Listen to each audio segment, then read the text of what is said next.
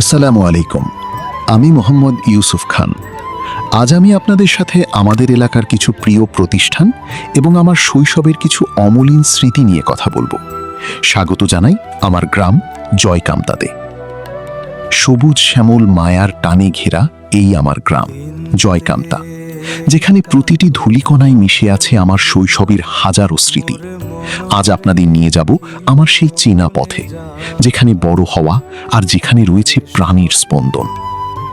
আমার এই জীবনের প্রথম পাঠশালা জয়কামতা সরকারি প্রাথমিক বিদ্যালয়। এই পুরনো দেয়াল আর শ্রেণীকক্ষগুলো আজও কথা বলে। কত হাসি, কান্না আর বন্ধুত্বের সাক্ষী স্কুল ঘরটি। জীবনের অনেক বড় বড় শিক্ষার শুরুটা হয়েছিল এখান থেকেই। একই সাথে রয়েছে আমাদের জয়কামতা কেন্দ্রীয় ঈদগাহ, আর তার পাশেই সেই বিশাল খেলার মাঠ।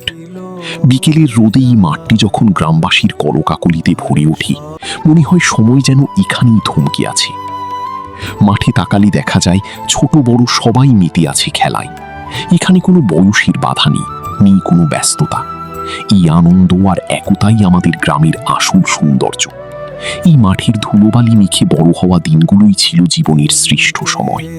সবুজ শ্যামল মায়ার আঁচল, স্নিগ্ধ সুশীতল, আমার গ্রাম জয়কামতা রূপেতে উজ্জ্বল। দেখতে পাচ্ছেন আমাদের গ্রামের ইউনিয়ন স্বাস্থ্য ও পরিবার কল্যাণ কেন্দ্রটি। বর্তমানে এখান থেকে আমরা প্রাথমিক কিছু চিকিৎসা এবং জরুরি কিছু ওষুধ পাচ্ছি সত্য, কিন্তু সাধারণ মানুষের প্রয়োজনের তুলনায় তা মোটেও পর্যাপ্ত নয়। আমাদের গ্রামের জনসংখ্যা এবং জরুরি স্বাস্থ্য ঝুঁকির কথা চিন্তা করলে এই কেন্দ্রটির আরও ব্যাপক উন্নয়ন প্রয়োজন।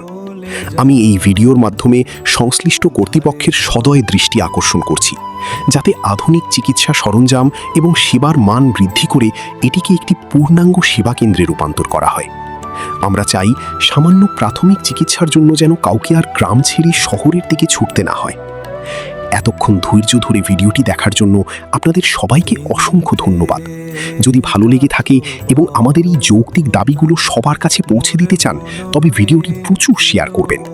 আপনাদের একটুখানি সাপোর্ট আমাদের গ্রামের উন্নয়নে বড় ভূমিকা রাখতে পারে। সবাই ভালো থাকবেন, সুস্থ থাকবেন। আল্লাহ হাফেজ।